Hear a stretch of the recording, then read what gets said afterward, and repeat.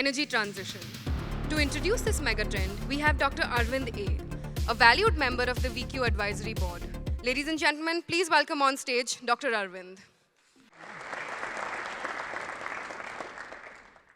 Thank you, ladies and gentlemen, for coming, and a warm welcome to all of you. Thank you, Paulomi, for the kind introduction. As we've seen, this is a part of the vertical theme, the energy transition.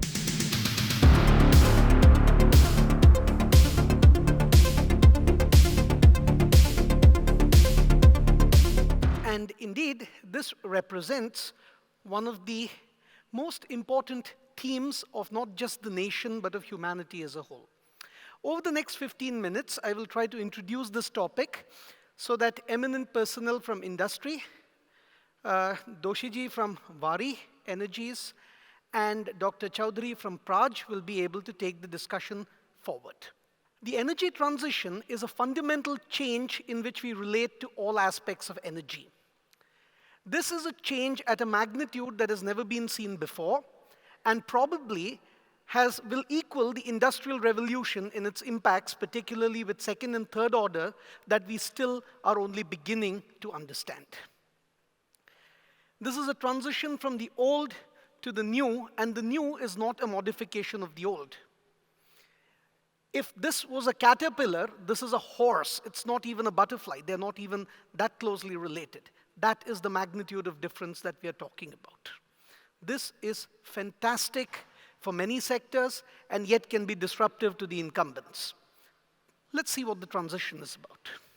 Sorry for the slightly cluttered and multicolored graph out here, but humans, as we know them, are very recent in the evolutionary scheme of things.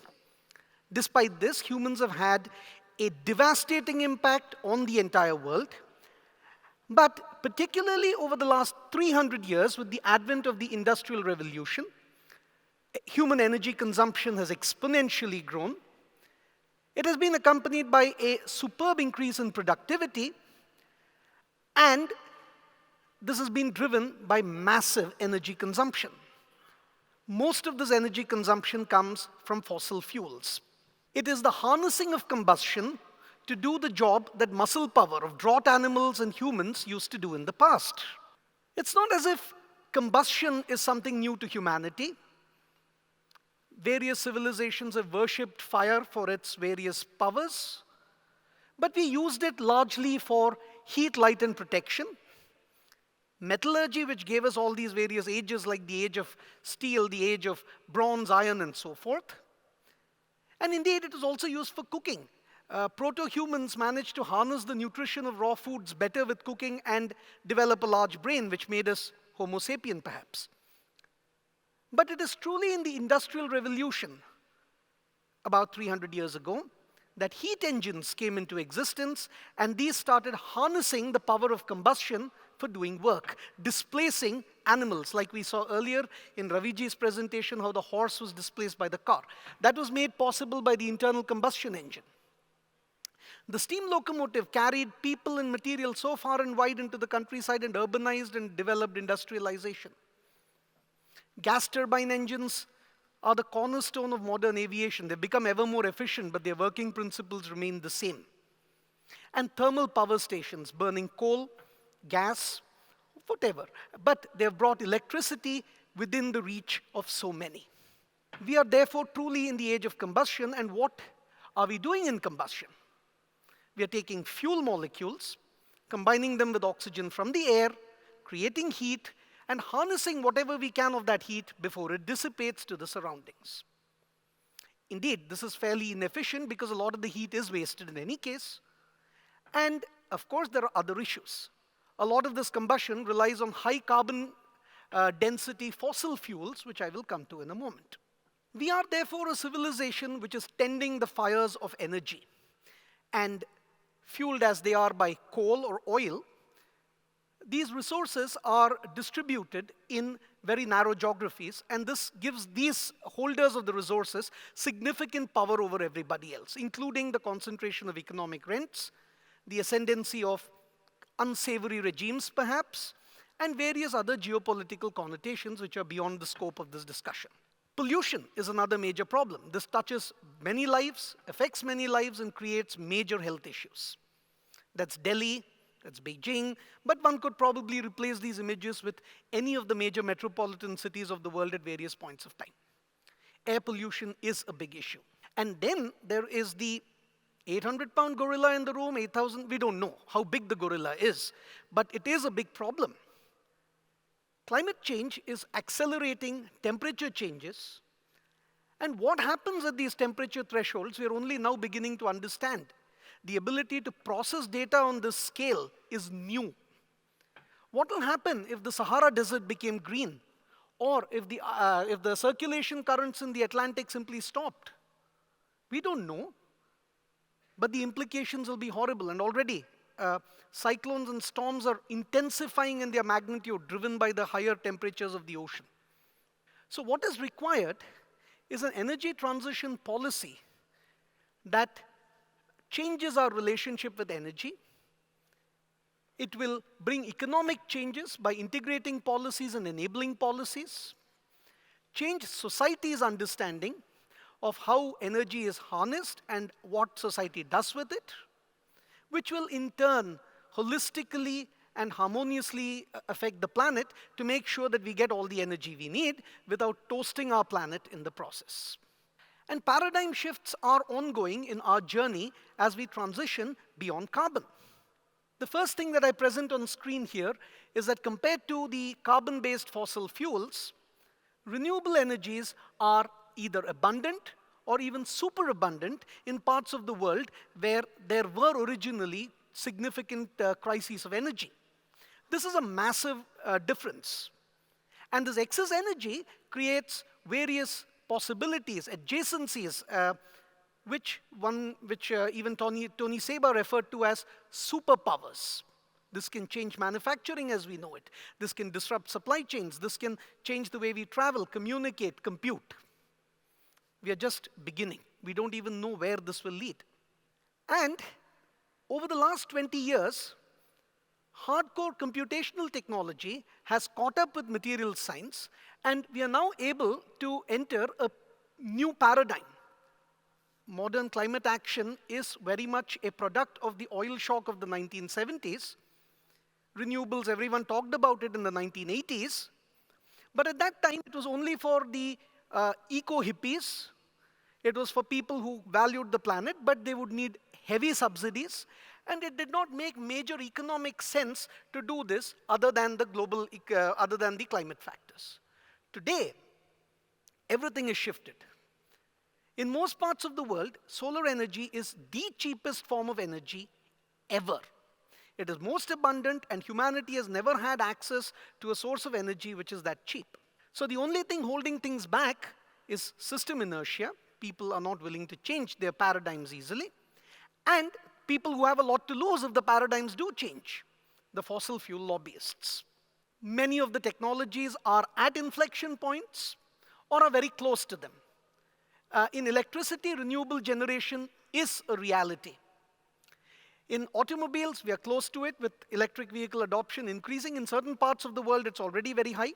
While in certain hard-to-abate sectors, such as steel, shipping, cement, etc., a more innovative approach, including biofuels, hydrogen, ammonia, an all-hands-on-deck approach will be called for. We are in the middle of an energy cost revolution now. As I said, the confluence of material science, engineering know-how, and computational methods have converged to create cost declines. These are the learning rate curves for various technologies. Batteries have become cheaper by over 80%, solar by nearly 90%, and these percentage reductions are set to continue into the coming decade as well.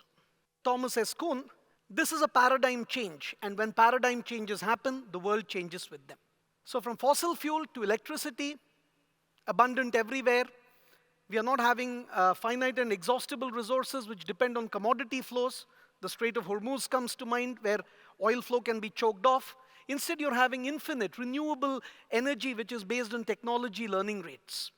And because the sun shines everywhere and nobody owns the sun, nobody can capture the wind, there are no super profits. and there is no concentration of economic rents with oligarchs and questionable actors. Of course, it's not as if there are no challenges. When we are at the beginning of a change or a new paradigm, we don't have all the answers. If that was the case, it would not be a new paradigm to begin with. But common problems are listed up here. Oh, renewables are intermittent, resource intensive. Manufacturing still uses fossil energy. What do you do about the hard-to-abate sectors, which I touched upon? Over the last 20 years, there is a confluence of material selection, computation, engineering optimizations, and so on. Along with financial benefits, baseline energy cost is decreasing. Lead times on projects are reducing. There is policy and infrastructure support. This leads to a all-hands-on-deck approach. This is not an ideologically driven transition where I will hold one camp and say this or nothing else. Every method will be used, as relevant, as required, as viable. It will motivate a recycling and circular economy. Renewable share in manufacturing will increase. Carbon capture, which is still in its infancy, will see light of day. Ammonia and biofuels will play an increasing role, particularly in populated countries like India.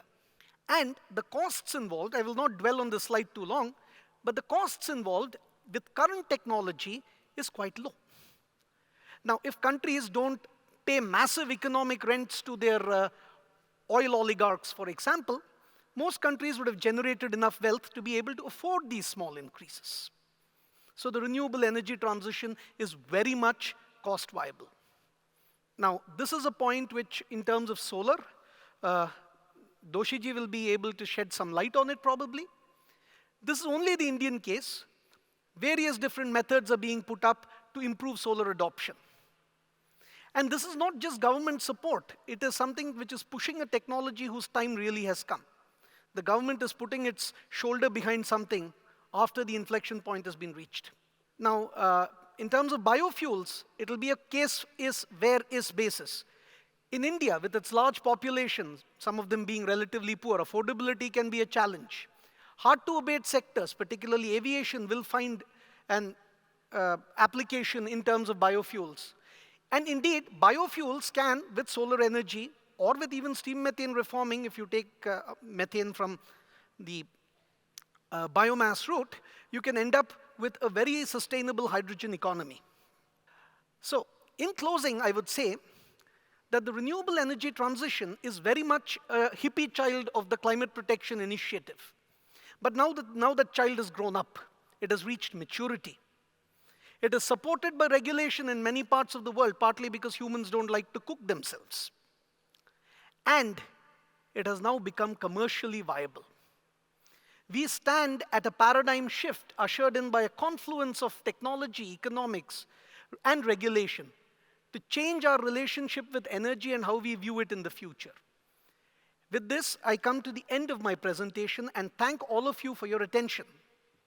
It is now my pleasure to hand over the stage to our eminent speakers from industry. Thank you very much.